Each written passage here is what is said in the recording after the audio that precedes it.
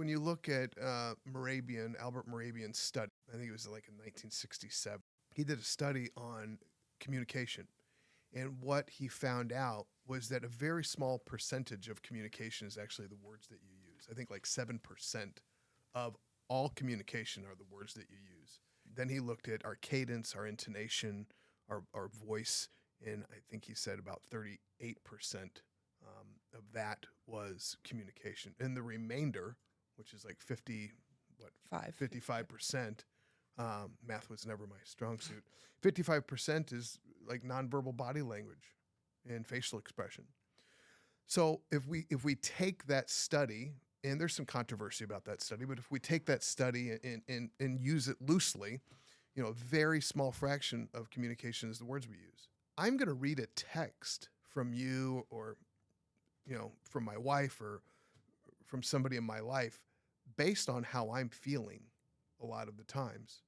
So you're going to put your own I'm projection going to put my own onto it. projection. I'm going to put my Yeah. own body language into it. I'm going to put my own intonation into it because all I'm seeing is the words that you're saying.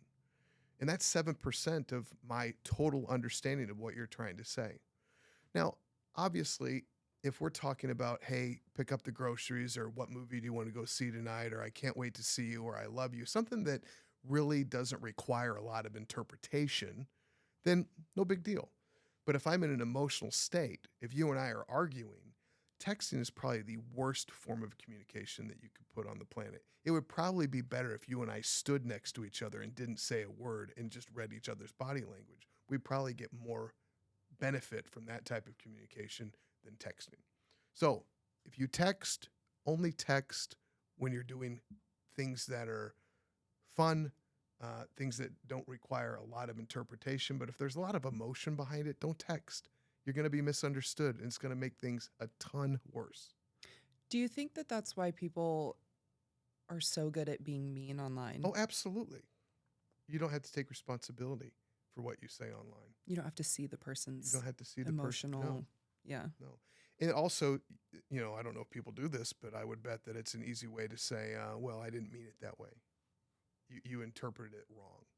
And maybe I did, right? But I think I actually did my thesis in grad school on texting and how it was going to ruin communication for the human race. And I think my thesis was right. When I see clients, and I do a lot of couples work, and the social media and the texting is always part of a problem in a relationship that is getting close to dissolution.